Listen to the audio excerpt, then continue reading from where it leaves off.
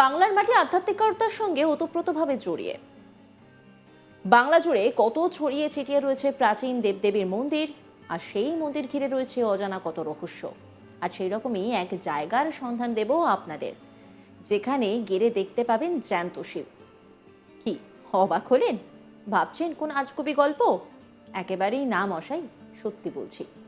বাংলার এমন এক জায়গা আছে যেখানে গেলেই জ্যান্ত শিবের দর্শন পেতে পারেন আপনি। কোথায় রয়েছে সেই জায়গা বলুন তো?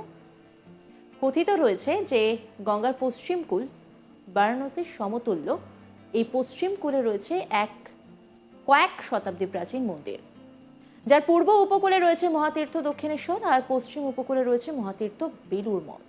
এই দুই মহাতীর্থের মধ্যে রয়েছে আরও এক গুরুত্বপূর্ণ মন্দির, মূলত সাধক সমাজ ও গুটি কয়েক ভক্ত যার খবর রাখেন। সেই মন্দির হলো কল্যাণেশ্বর শিব মন্দির।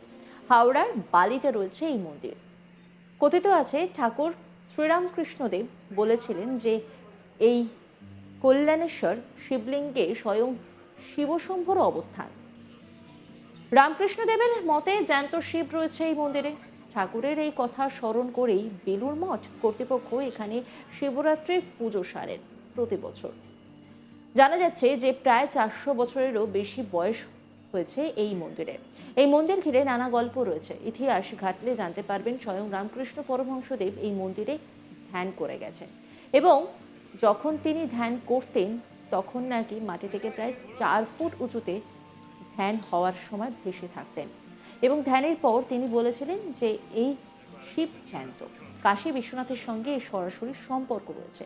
আর এই ঘটনার পর থেকেই স্বামী বিবেকানন্দ বেলুড় মঠের সকল মহারাজকে প্রতি সোমবার করে এই মন্দিরে পুজো করতে আসার আদেশ দেন, এবং সেটা এখনো পর্যন্ত পালন হয়ে আসছে। শিবরাত্রির দিনে বহু স্বামীজি ও ব্রহ্মচারীরা এখানে সকাল থেকে জল ঢালতে আসেন। দূর দূরান্ত থেকে বহু মানুষ এখানে আসেন।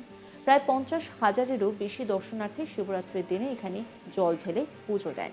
মন্দির কর্তৃপক্ষের সঙ্গে কথা বলে জানা গেল এখানে পুজো দিলে মনোকামনা নাকি পূরণ হয়, সেই জন্যই এখানে এত মানুষ আসে।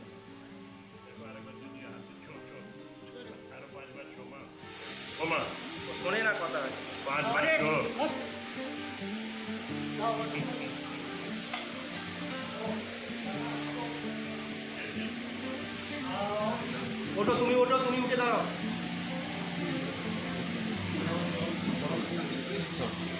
দিচ্ছে দাদা, দিচ্ছে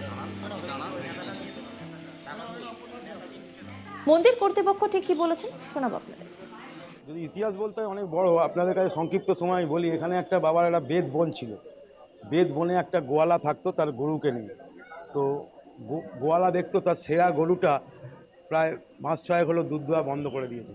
তো গোয়ালা দেখলো, আমি রাত্রিবেলা জেগে থাকি, তো দেখি বেদ বনের পাশে ছোটো ঘর থেকে দেখছে গোয়ালা রাত জেগে যে গরুটা হঠাৎ নিজে থেকেই গরুর গলার চেন খুলে যায়, এবং জঙ্গলের মধ্যে ঢুকে একটা কালো মতন উঁচু কি রয়েছে তার মাথায় গিয়ে দাঁড়ায়, এবং তার গরুর মাঠ থেকে অটোমেটিক দুধ বেরিয়ে যেতে পারে। ওর সন্দেহ হয়, গিয়ে দেখে একটা কালো মতো বিশাল একটা কি শিবলিঙ্গ দাঁড়িয়ে আছে। উনি তখন এখানে একজন দুর্বৃত্ত সাধু এখানে সেই সময় থাকতো, ওনাকে খবর দেয়। উনি এসে দেখেন এরম আছে, বাবার মাথায় 3টে চোখ 3টে মণি ছিল। এখনও বাবার মাথায় হাত দিলে দেখা যাবে 3টে চোখ। উনি একটা ত্রিশূল দিয়ে সেই মণি তুলে খুঁচিয়ে তুলতে যায়।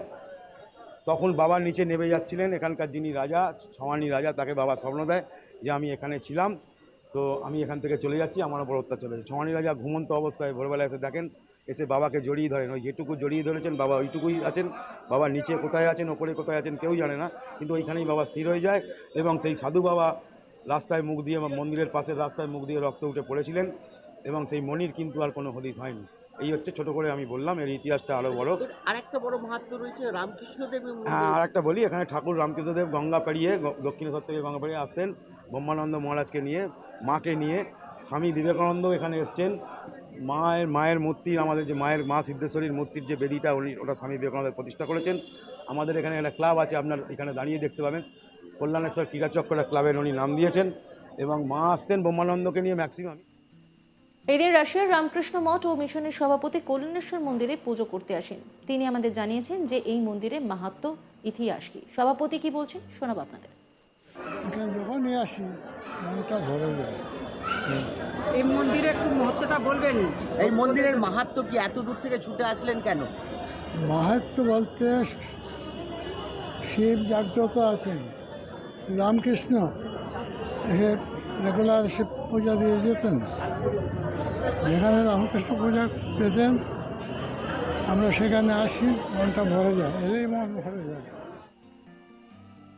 এই গোটা বিষয় নিয়ে একটি রিপোর্ট তুলে ধরেছেন আমার কালিক, দেখাবো আপনাদের। আমরা রয়েছি এখন বালির প্রায় 500 বছরেরও পুরনো একটি মন্দির। এই মন্দিরের নাম কল্যাণেশ্বরের মন্দির এবং এই কল্যাণেশ্বরের মন্দির নিয়ে রয়েছে বহু ইতিহাস এবং সেই ইতিহাস আমরা এখানকার কর্তৃপক্ষ থেকে জানতে পেরেছি যে কি কি ইতিহাস রয়েছে। এখানে শিব নাকি জ্যান্ত সেটা বলে গেছেন কেউ নয়, স্বয়ং শ্রী রামকৃষ্ণ। এবং শ্রী রামকৃষ্ণ এখানে এসে ধ্যান করার সময় তিনি প্রায় মাটি থেকে 4 ফুট উঁচুতে উঠে গেছিলেন এবং সেই ধ্যানের সময় ধ্যান করার পর তিনি বলেন যে এটা কাশী বিশ্বনাথের পরই সেকেন্ড মন্দির যেখানে বাবা জ্যান্ত অবস্থায় রয়েছেন এবং এই জ্যান্ত অবস্থাতে থাকার দরুন এখানে মানুষ যে কামনা করে সেই কামনারই ফল পাওয়া যায়। মানুষ এখানে পুজো দিলে সবার থেকে বড় জায়গা যেটা সে মানসিক শান্তি, সেই শান্তিটা কিন্তু এখানে পুজো দিলেই পাওয়া যায় বলে এখানকার ভক্তদের বক্তব্য। এখানকার ভক্তদের সঙ্গে আমরা কথা বলে জানতে পেরেছি তারা বহু বছর ধরে এবং বহু দূর দূরান্ত থেকে এখানে আসেন, এখানে পুজো দেন, কারণ মানসিক শান্তিটা সব থেকে বড় কথা।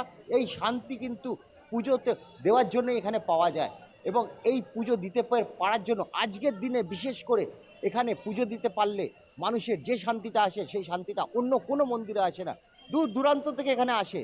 এছাড়া এখানকার মানুষ ছাড়াও বহু দূরান্তর মানুষরা কিন্তু এখানে পুজো দিতে আসেন এবং এখানে জিজ্ঞেস করে আমরা জানতে পেরেছি তারা বলতে চাইছে যে এখানে এত ভক্তরা ভিড় করে রয়েছে, আপনারা দেখতে পাচ্ছেন লাইন নিয়ে মানুষ এখানে দাঁড়িয়ে রয়েছে সকাল থেকে।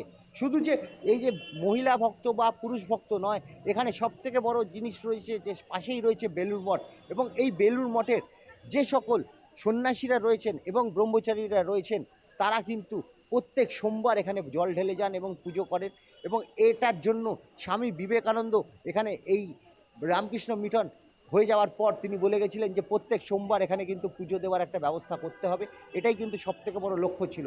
এছাড়াও আরও বড় লক্ষ্য যে যেহেতু রামকৃষ্ণদেব এখানে এই শিবকে জ্যান্ত বলেছেন এবং সেই কারণেই কিন্তু এখানে এই স্বামীজিরা যা এছাড়া ব্রহ্মচারীরা তারা সবাই কিন্তু এখানে আসেন এবং এখানে এসে প্রত্যেক সোমবার জল ঢেলে পুজো দিয়ে যান এবং এই পুজো দেওয়ার জন্যই কিন্তু এখানে মানুষের এত মানুষ শান্তি পান এবং এই শান্তির জন্যই কিন্তু দূর দূরান্ত থেকে ছুটে ছুটে আসেন এবং এই ছুটে ছুটে আসে যে শান্তিটা পায় সেটা কিন্তু এখানকার মানুষদের বলে বোঝাতে জানে না।